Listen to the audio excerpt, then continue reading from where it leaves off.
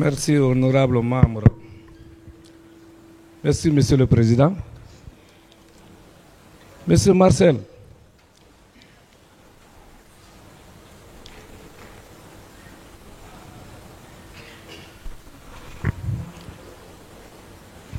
durant 13 ans, on cherche à vous introduire au stade. Qu'est-ce que vous comprenez de cela? Pendant 13 ans, vous êtes resté constant, mais à tout prix, on veut démontrer que vous étiez au stade. Quel est votre sentiment par rapport à cela? Je parlerai d'une injustice à mon égard.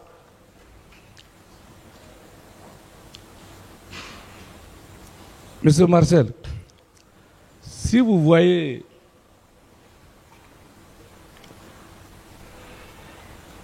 les personnes accusées, est-ce que vous ne remarqueriez pas que ce sont des proches des Dadis qui ont des ennuis dans cette affaire, mais aucun proche du général Sekouba n'a des ennuis? Est-ce que pour vous, ce n'est pas la justice des vainqueurs? En tout cas, tous ceux qui sont là étaient proches du président Moussa Dadis Camara. Non plus les proches du général Sekouba. Je ne vois pas aucun élément. Le tribunal appréciera.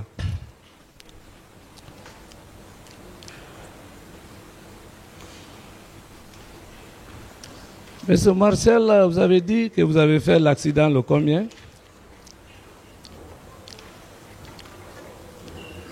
À Kipé. Je ne me souviens pas de la date, maître. Moi, je vous envoie, votre épouse m'a envoyé votre enveloppe. Maître va le montrer. Il y a la date du 21. Je vous montre la date et vous me envoyez au tribunal. C'est siphonné, mais ça certifie que vous avez été effectivement admis. Voilà. Montrez l'enveloppe au tribunal. Seigneur. Il y a même votre examen de radio thoracique dedans. Et Monsieur Marcel, je vous dis encore, et je vous remercie une fois de l'autre côté pour avoir fourni l'effort de poursuivre à charge et à décharge. Il y a la lettre du 17 octobre 2022, Monsieur Marcel, qui dit ceci à la réponse du parquet, votre honneur. Nous faisons suite à votre courrier du 13 octobre 2022 relatif à votre sollicitation d'obtenir les informations sur le sieur Marcel Guilabogui, sous son passage au sein de notre clinique. Il a dit, je ne vais pas faire la lecture de l'intégralité, que nous pouvons confirmer effectivement son passage dans notre clinique pour des soins dans la nuit du 20 au 21 septembre 2009. Va le montrer. Donc, est-ce qu'à partir de là, tout ce que vous déclarez, ce n'est pas de la vérité? C'est de la vérité. Donc, rassurez-vous, et nous remercions d'ailleurs le ministère public. Bien sûr, peut-être c'était dans l'intention de dire que vous avez menti, mais ça vient à décharge pour démontrer effectivement que vous étiez hospitalisé pour une nuit avec des interventions courrier à l'appui. Monsieur Marcel, on vous poursuit pour des séries d'infractions selon l'arrêt de l'ordonnance de renvoi, au moins 6. On vous poursuit pour assassinat, meurtre, l'article 206, 208 du Code pénal guinéen.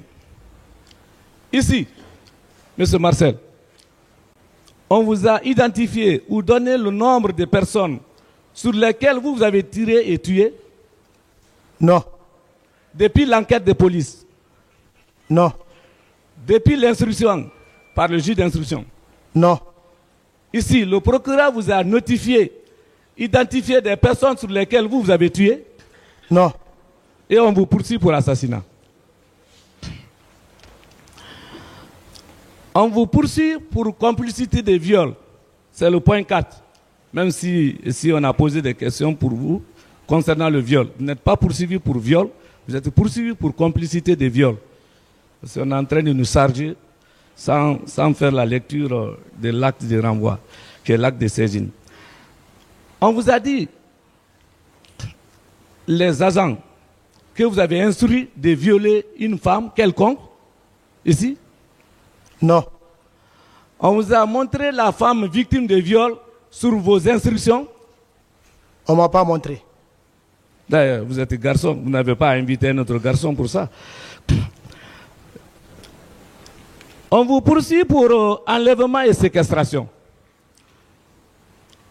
Monsieur Marcel, l'article 303 du Code pénal guinéen, l'accusation ici vous a montré la liste des personnes que vous avez enlevées et gardées par devers contre leur gré sans que ça soit hors de la loi. On vous a montré cela ici?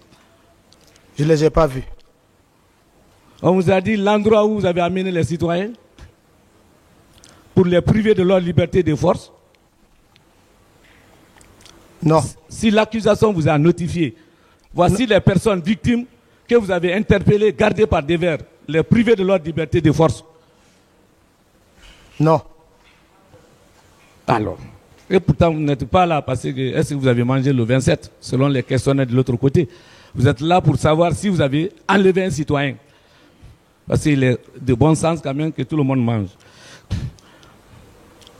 On vous poursuit selon le point 6b de l'accusation, l'ordonnance de renvoi, pour coups et blessures volontaires, article 239 du Code pénal guinéen.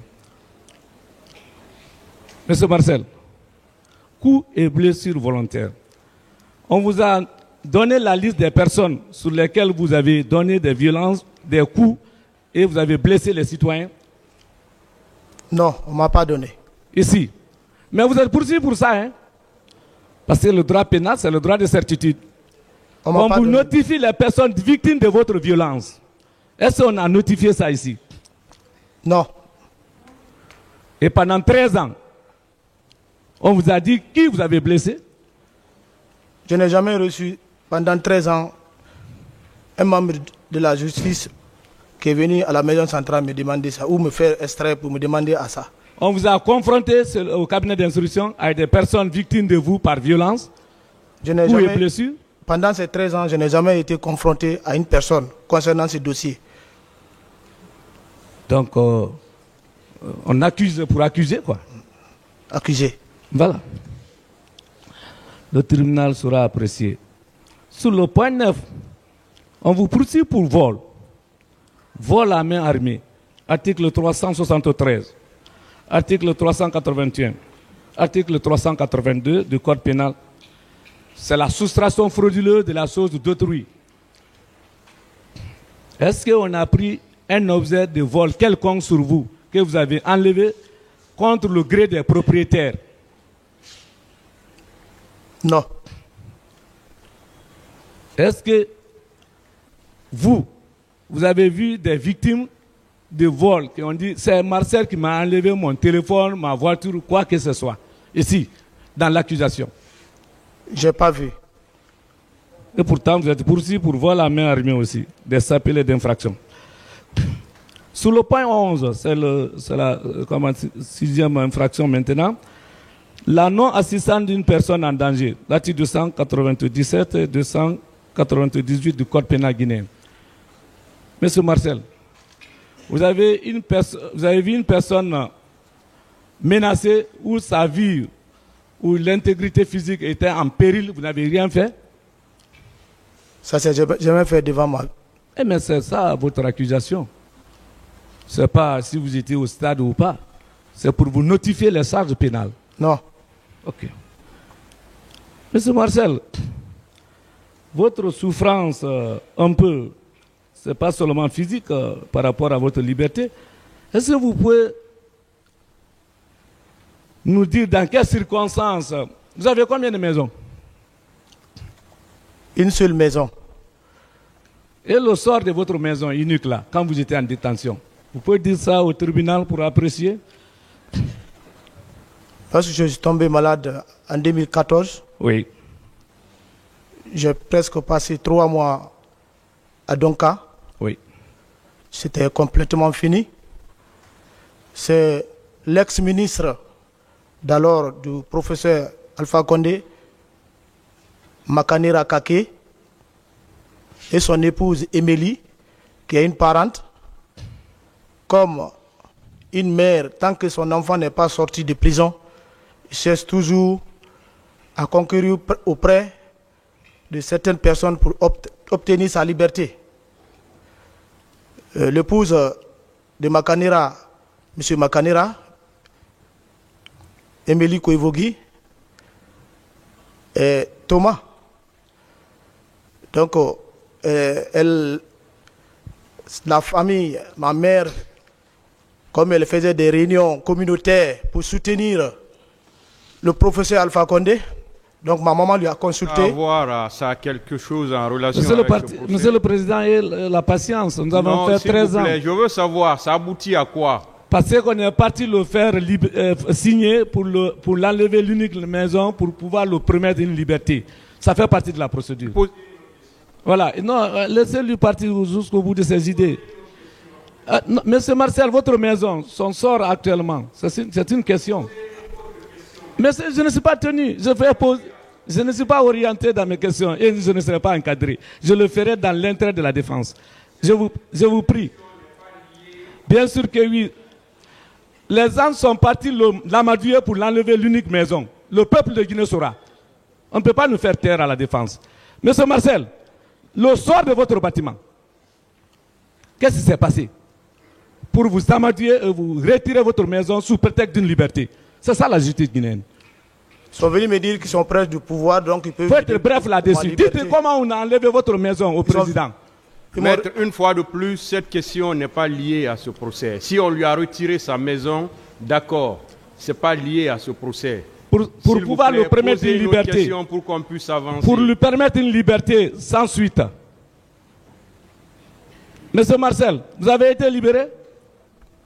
On m'a libéré une semaine. On me dit qu'il ne faut pas sortir de Conakry. J'étais chez ma grande soeur. Vers un matin, après une semaine, c'est l'épouse qui m'appelle de venir chez lui, de manger, après de me retourner. C'est dans la cour de M. Makanera, il a reçu un coup de téléphone, dire que de retourner encore à la maison centrale. Vous avez signé votre maison, la vente à combien?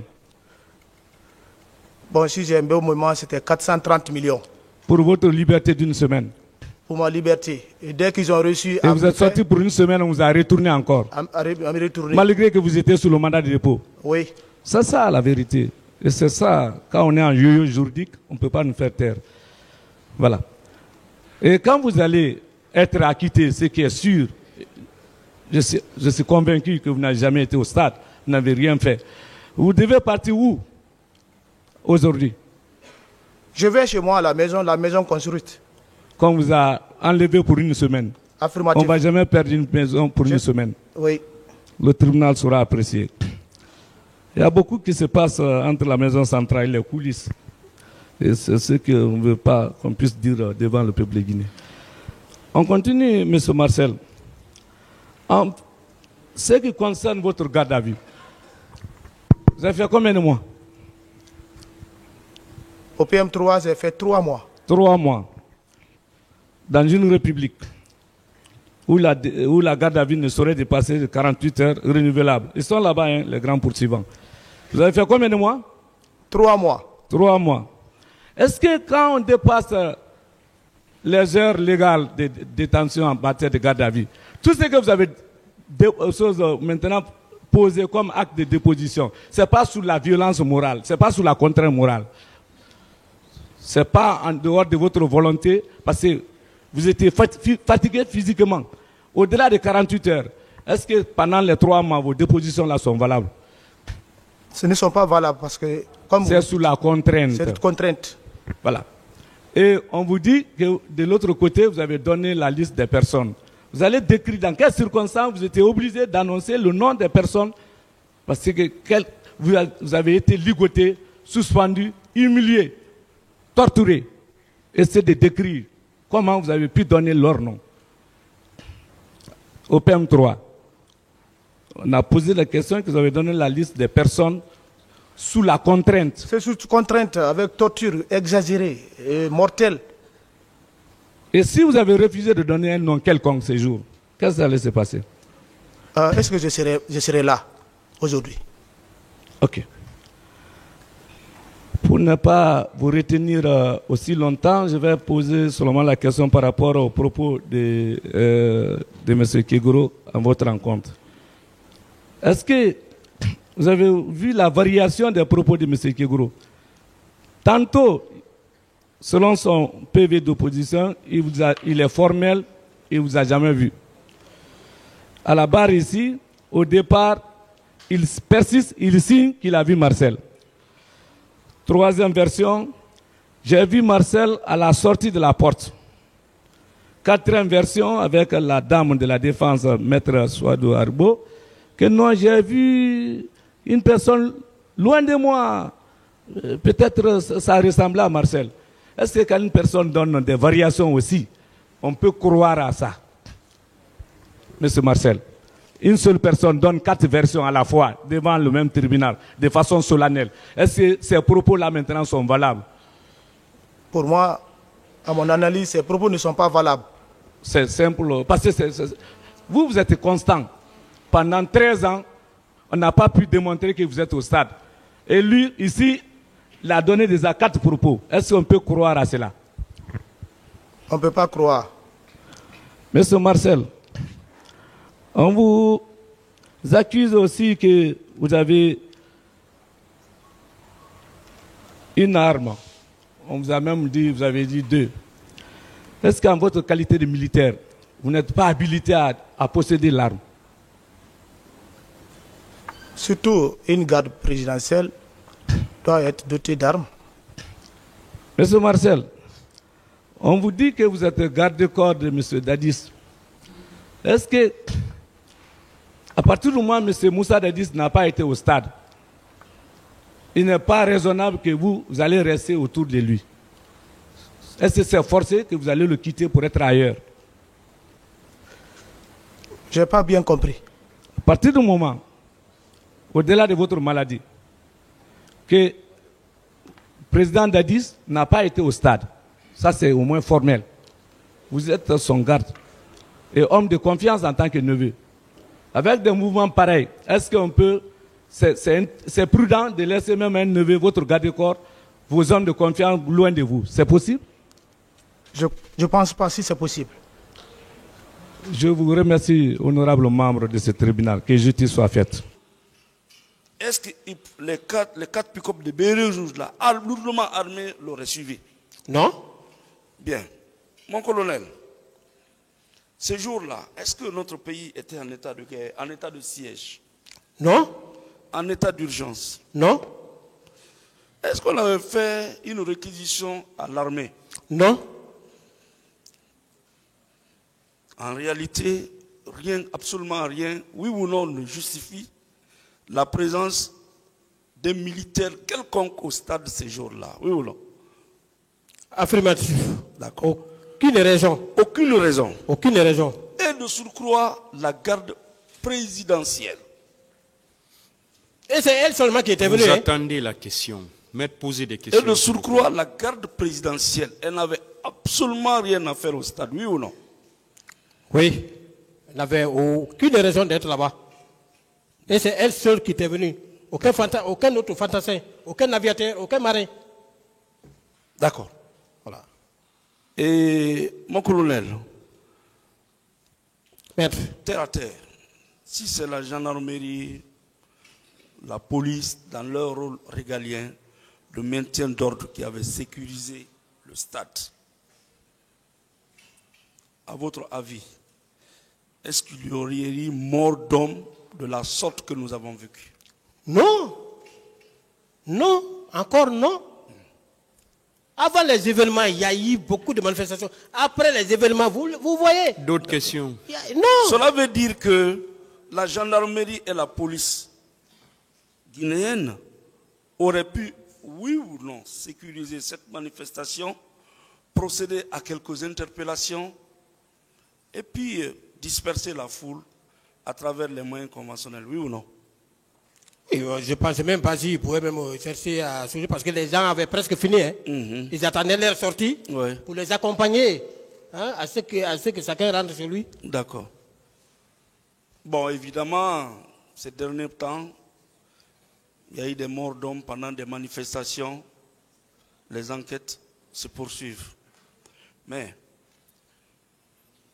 réellement, si le commandant Toumba n'était pas venu au stade avec ses hommes, lourdement armés, est-ce qu'il y aurait eu mort d'hommes au stade? Non, on ne parlerait même pas de ce procès. Est-ce qu'il y aurait eu viol au stade? Non. Est-ce qu'il y aurait eu coups et blessures volontaires au stade? Non. Est-ce qu'on aurait connu le pillage qu'on a connu les jours qui ont suivi? Non. Est-ce que des citoyens auraient été séquestrés pendant des jours? Non. Est-ce que des corps auraient disparu? Tous ces aléas-là n'allaient pas arriver parce que, quelles que soient les connotations qu'on allait coller à cet événement, on n'allait pas parler de ça. D'accord. Donc, en principe, l'enquête doit retenir tout cela et tirer les conséquences, oui ou non? Affirmatif. Bien. Monsieur le Président, si vous me permettez, je m'arrête là. Je voudrais formuler une demande, si c'est possible, sur le fondement de l'article 244 du Code de procédure pénale. Allez-y. Bien. Monsieur le Président, l'accusé, le colonel Kalonzo, le colonel Blaise Goumou, depuis qu'il est à la barre de ce tribunal, affirme, persiste et signe. Vous voulez faire une demande d'abord pour qui? Pour Kalonzo. Est-ce que c'est le tour de M. Kalonzo? Est-ce que c'est le moment propice pour faire une demande pour l'accusé, M. Kalonzo? Je m'en remets à votre sagesse. Parce qu'il n'est pas à la barre. Comme Je pensais que c'était... Voilà. Sans vous contrarier, à toute phase de la procédure, on peut toujours demander. C'est pourquoi j'ai demandé si vous permettez. Oui, à toutes les phases, ça dépend. Mais il n'est pas à la barre. Mais il est là. Mais il n'est pas à la barre, s'il vous plaît. D'accord. Je m'en remets à votre sagesse. Si vous pensez que le moment n'est pas opportun. Sinon, avec les questions, je vous remercie, j'en ai fini.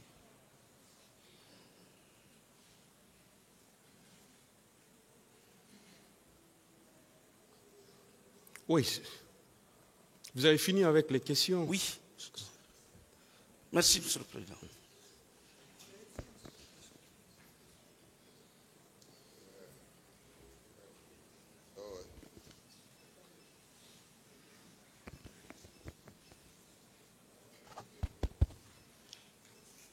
Mon colonel Blaise Goumou, Maître, vous savez que dans l'acte, dans l'ordonnance, dans l'acte qui vous renvoie par devant le tribunal criminel, c'est Blaise Goumou qui est renvoyé, vous le savez?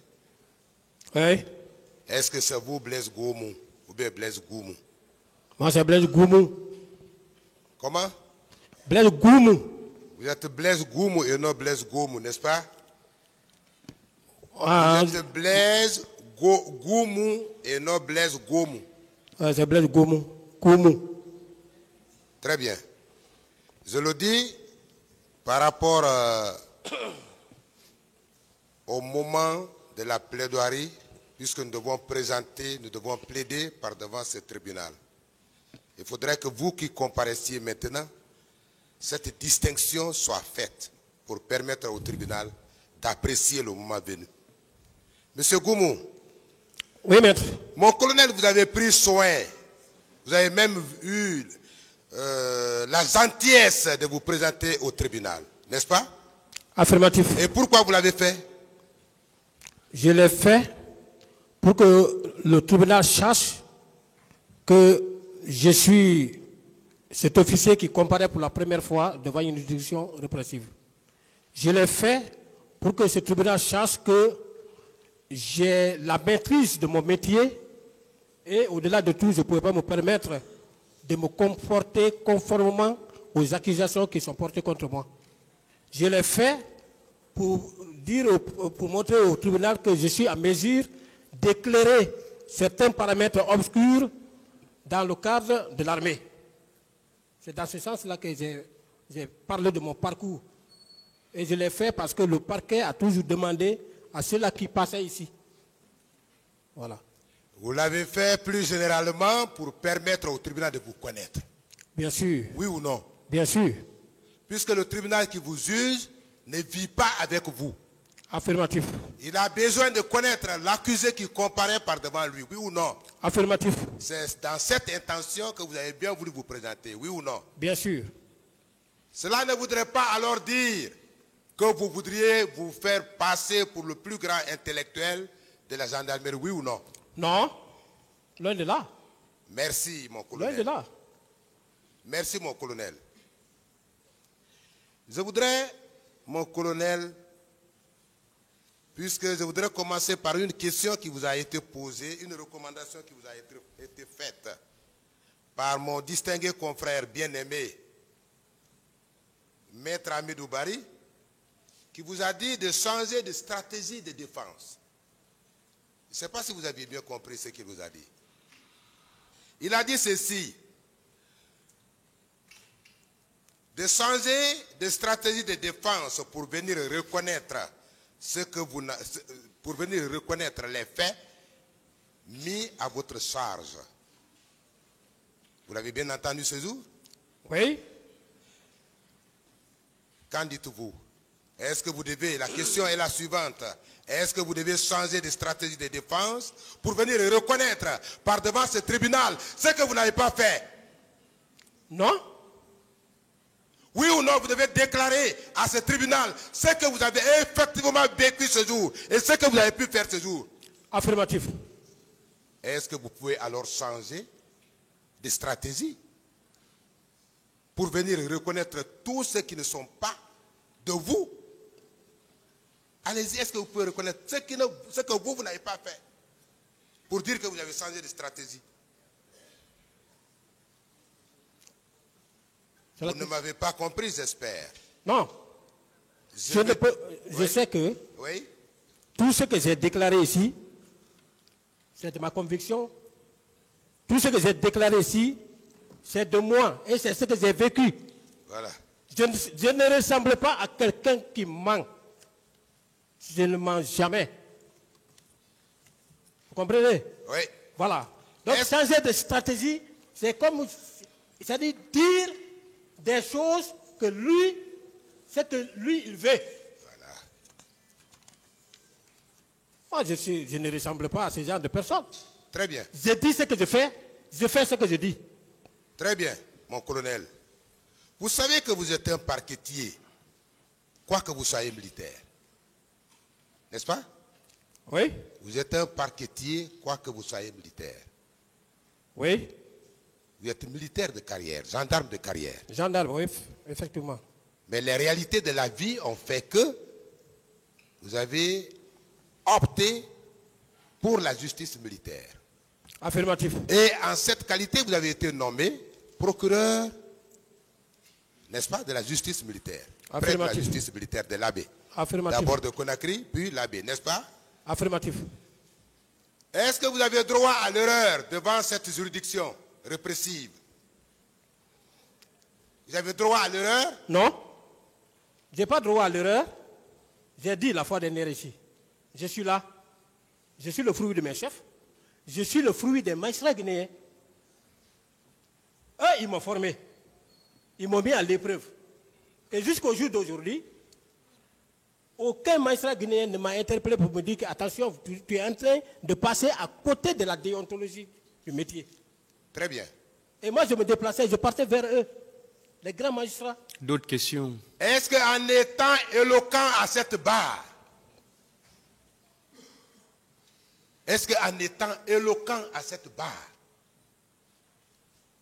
vous voudriez faire preuve d'une personne qui n'est pas humble, ou vous voudriez faire preuve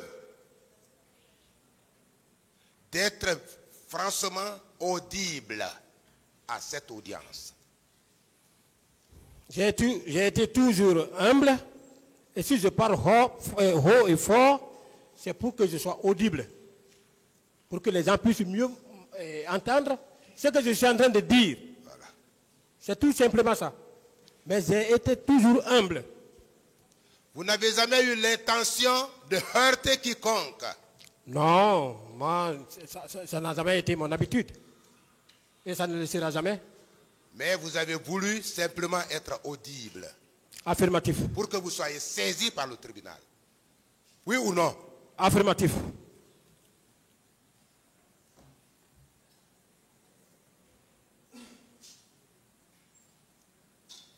Est-ce que c'est vous qui avez organisé les événements du 28 septembre?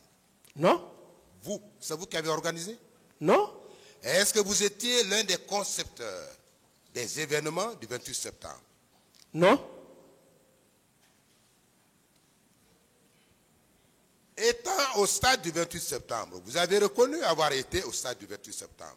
Vous maintenez cette déclaration? Bien sûr, moi je ne peux pas nier. Vous avez également soutenu que lorsque vous êtes venu, vous étiez, je crois, en 3 groupes. Affirmatif. De 3 pick-up, n'est-ce pas? Affirmatif. Aujourd'hui, vous vous voyez seul ici, parmi les occupants des 3 pick-up qui se sont rendus au stade. N'est-ce pas? Affirmatif. Est-ce que vous estimez qu'il s'agit d'une sélection? D'une sélection en termes de poursuites judiciaires organisées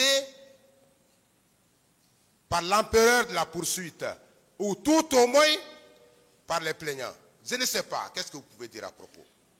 Puisque vous étiez 6.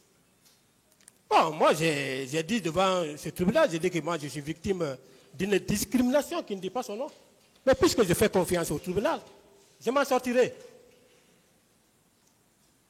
Vous estimez être victime d'une discrimination? Bien sûr. En termes de poursuite. N'est-ce pas? Bien sûr. Vous maintenez cette déclaration? Mais je maintiens, je l'ai dit depuis le premier jour. Et j'ai dit que je me mets à l'entière disposition du tribunal. D'autres questions? Ce propos va jusqu'à faire une précision que je voudrais bien que vous fassiez à l'attention du tribunal pour éclairer sa religion. Vous qui êtes arrivés au stade dans un même convoi pour la même mission de maintien d'ordre ou de protection des manifestants, vous vous êtes dispersés à l'arrivée de l'équipe de Toumba Diakité, le violent. Pas de terme péjoratif à l'endroit de quelqu'un. Parfait. Ça, vous le retirez, s'il vous plaît. Merci, Monsieur le Président. Vous le retirez. Je retire le mot. À l'attention de l'arrivée de M. Toumba Diakité, qui est arrivé vous trouver au stade du 28 septembre. Vous vous êtes rendu compte qu'ils se sont mis à tirer, n'est-ce pas? Vous l'avez dit. Je l'ai dit. Vous maintenez cette déclaration? Je la maintiens. Mais avant leur arrivée, est-ce qu'il y avait échange de coups de feu? Non. Il n'y avait pas de coups de feu avant leur arrivée. Non. Cela a été dit ici. Toumba même l'a dit. Toumba l'a dit ici, à cette barre, lors de sa comparution. Il n'y avait pas eu de coup de feu quand lui, il arrivait. Vous avez soutenu ici que lorsque Toumba Diakité est venu avec son équipe, et ils étaient armés, alors que vous n'aviez pas d'armes. Et ils se sont mis à tirer en l'air. Est-ce que vous maintenez cette déclaration? Affirmatif. Vous maintenez cette déclaration? Je la maintiens. L'on a voulu vous faire passer pour quelqu'un qui s'est abstenu de venir au secours des manifestants qui étaient en danger. Pour venir au secours des manifestants qui étaient en danger. Voulant parler d'abstention délictueuse. est-ce que sans risque pour vous, qui n'étiez pas armés, vous aviez la possibilité d'aller à l'encontre de Toumba Diakité qui était armé? Oui, j'ai expliqué clairement que je ne pouvais pas le faire parce que j'étais dans l'impossibilité et dans l'incapacité de le faire. Très bien. Vous étiez dans l'incapacité de venir au secours de quiconque au stade du moment où vous n'étiez pas armé. C'est ce que vous dites? Affirmatif. Merci, monsieur mon colonel.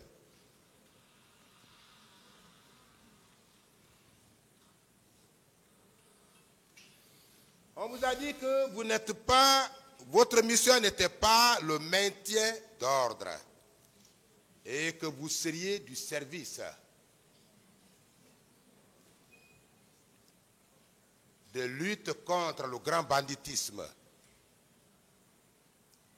de lutte contre le les narcotrafiquants, le trafic de la drogue, et que vous étiez également pour les services spéciaux.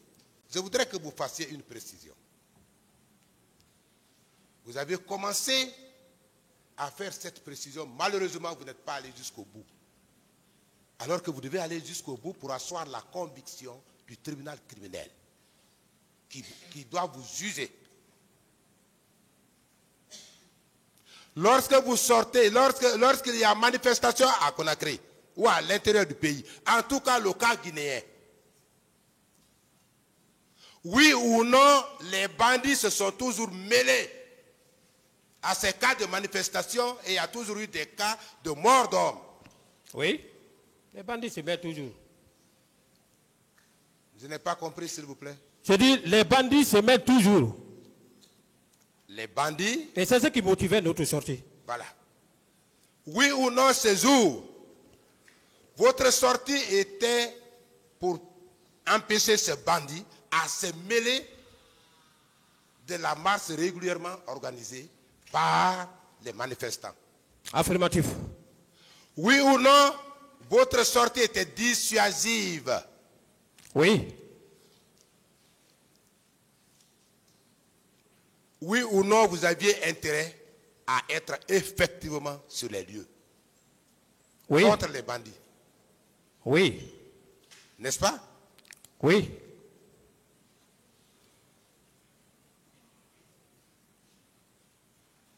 Autrement dit,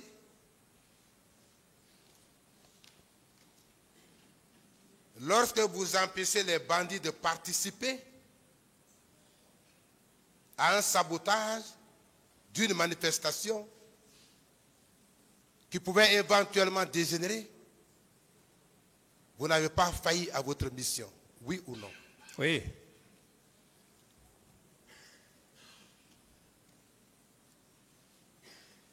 Notre confrère de la Défense a soutenu ici que vous avez été au stade parce que oui, le président Moussa Dadis Camara aurait organisé une situation que vous devriez partir exécuter au stade. Est-ce que cela est une réalité ou non? C'est méconnaître c'est notre métier, c'est méconnaître notre mission. Nous, on sortait à tout moment. Moi, Dadis ne m'a jamais connu. Il ne peut pas me donner les instructions. Très bien. Voilà. Mais le président Moussa Dadis Camara ne vous a jamais connu physiquement? Non. Physiquement, non. Physiquement, non. Vous savez, en le disant, ceux qui sont de mauvaise foi, ceux qui ne veulent pas reconnaître la vérité, vont penser que vous n'êtes pas en train de dire la vérité parce que vous seriez des parents. Vous le savez? Oui, il appartient à eux de croire ou de ne pas croire, mais moi, je dis la vérité. C'est trop élémentaire même qu'on dise qu'un président de la République à l'époque va donner des instructions à un lieutenant qui ne le connaît même pas, à un bas niveau. Ça, c'est inconcevable. C'est vraiment inconcevable. Très bien, mon colonel. Hein? Oui. Très bien. Dites-moi, mon colonel. Dites-moi, mon colonel, et à l'attention du tribunal, qui a charge de vous juger. Est-ce que ce jour, ou avant même ce jour, vous vous êtes entretenu ou vous vous êtes vu avec le président Moussa Dadis Camara? Les jours qui ont précédé et le jour même des événements. Est-ce que vous vous êtes vu, vous, avec le président Moussa Dadis Camara? Non. Non. Je ne sais pas à quelle occasion on pouvait même se voir. Je vous dis, il ne m'a jamais connu. C'est à la maison centrale ici et j'ai expliqué les circonstances dans lesquelles il m'a connu. Les PV, les diabies, c'est ici. À la maison centrale. C'est à la maison centrale. Merci, mon colonel. Moi, je ne suis pas quelqu'un qui se promenait comme ça. Après le service, je suis chez moi. Merci, mon colonel. Nous arrivons à cette photo.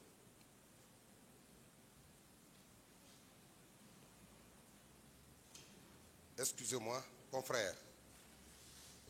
Oui, je me rappelle de ça. Donnez les deux photos. Il y a la photo originale et la photo montée.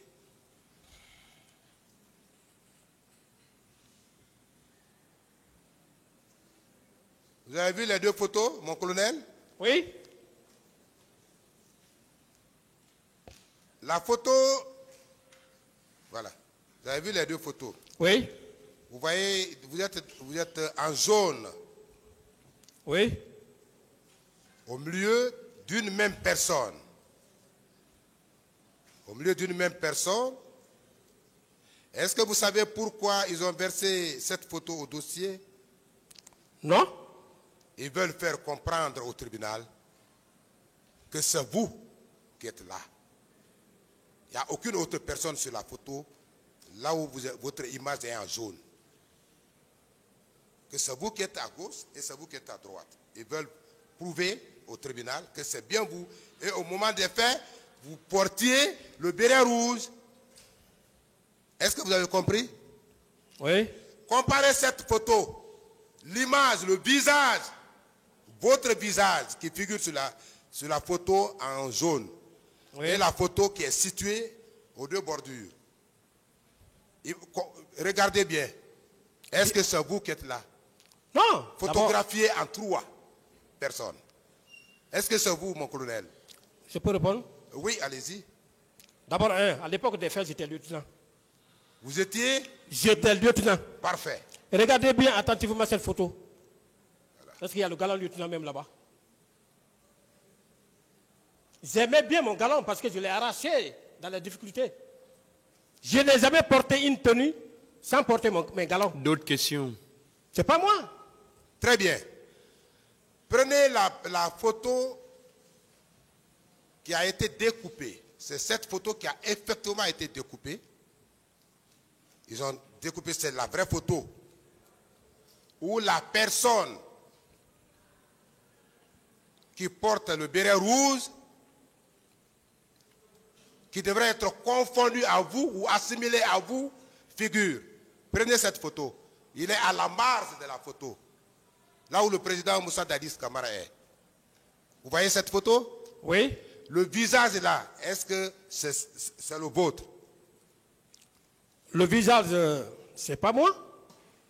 Sa position, même stratégique, c'est pas moi. Je n'ai jamais été garde-corps. Je n'ai jamais servi dans une garde présidentielle. Vous pouvez demander. Je n'ai jamais porté l'arme comme ça en train de me promener à travers la ville. Non? Vous pouvez demander. J'ai toujours dit. Demandez. Voilà mon colonel. Garde présidentielle. Je n'ai jamais servi là-bas. Voilà. Cette photo, vous avez vu, eux-mêmes qui ont produit la photo au dossier de la procédure, ils ont mis, je crois, le jaune dessus. Regardez un peu. Oui, c'est pour couper là-bas. Voilà, pour couper. Allez au cyber. Comme pour asseoir la conviction du tribunal. Vous attendez la question. Comme pour asseoir la conviction du tribunal de l'effectivité de votre présence en béret rouge au stade. Est-ce que vous ne pensez pas qu'il s'agit d'une calomnie contre votre personne? Ah, bien sûr. Bien sûr. Est-ce qu'il ne s'agit pas, selon vous, qu'il ne s'agit pas des manœuvres initiées par ceux qui ont produit ces photos, tendant à induire le tribunal criminel en erreur en vue de vous infliger des actions. Est-ce que vous n'estimez pas? C'est ça, effectivement, parce que ça, c'est un truc qui est monté au cyber. On prend ma photo, on prend par-ci, par-là, on me met au milieu. Est-ce que vous savez que vous avez le plein droit de vous plaindre contre eux pour calomnie et dénonciation calomnieuse? Vous le savez? Pour dénonciation calomnieuse. À cause de la faute des photos produites à cette barre pour induire le tribunal en erreur, pour vous salir.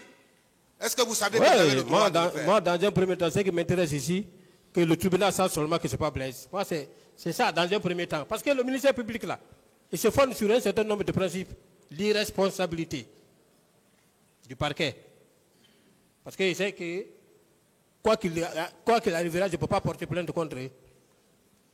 Ah, quoi qu'il arrive, vous ne pouvez pas porter plainte contre le l'issue ministère du procès. Mais moi, mon problème aujourd'hui, c'est comment faire asseoir la conviction du juge. Mais si le parquet lui-même, il a compris que ce n'est pas moi. Il a compris. Ah, moi, je croyais que c'était la partie civile qui avait produit ces photos. Hein. À mon avis, ces photos nous ont été distribuées par nos confrères de la partie civile, pour votre information. Ah, ok.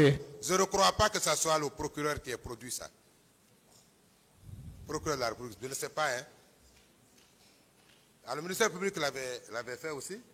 Question, maître, s'il vous plaît. Hein? Question.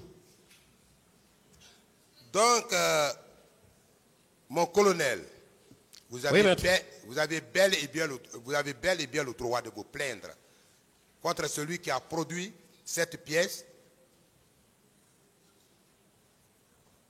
par laquelle il voudrait bien se servir pour vous incriminer, pour vous rendre coupable.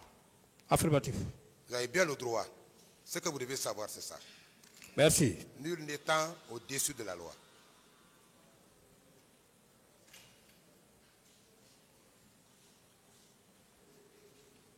On vous a parlé d'enquête. Vous auriez soutenu ici qu'il y avait eu une enquête ouverte et entre-temps, elle a été interrompue. Je ne sais pas si c'était par rapport à vous ou par rapport à quelqu'un d'autre. Je n'ai pas compris. Une enquête aurait été ouverte, je ne sais pas au camp Alpha Ea, par rapport aux événements du 28 septembre. Et entre-temps, il y a eu les deux commissions nationales et internationales indépendantes créées. N'est-ce pas? Bon, moi, je n'ai pas connaissance. S'il y a une enquête qui a été ouverte là-bas, par rapport à cet événement, moi, je n'ai pas eu connaissance. On vous a demandé que vous avez eu connaissance des infractions commises au stade. Quelles ont été vos réactions? La question vous a été posée. Est-ce que vous aviez la possibilité, alors que l'enquête était déjà ouverte par rapport aux deux commissions créées, est-ce que vous aviez encore la possibilité d'ouvrir une autre enquête? L'enquête était déjà ouverte. Le procureur du ressort duquel les multiples infractions là ont été commises, je pense qu'il s'est activé.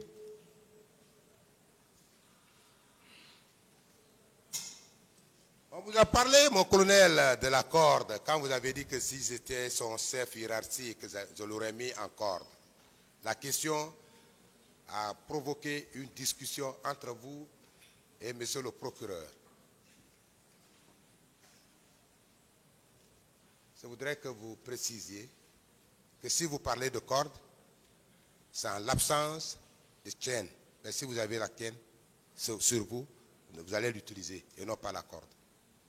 Les menottes. Bien sûr. C'est pas une question. Si vous avez les menottes, vous ne pouvez pas utiliser les cordes. Oui ou non? Affirmatif. Est-ce que vous pouvez les utiliser concomitamment? Non. Donc c'est pourquoi vous devez préciser à l'attention du tribunal que si vous parlez de cordes, vous voulez bien parler des menottes. Si vous étiez le supérieur hiérarchique, vous auriez utilisé vos menottes pour immobiliser l'intéressé, oui ou non? Question déjà répondue. Posez une autre question.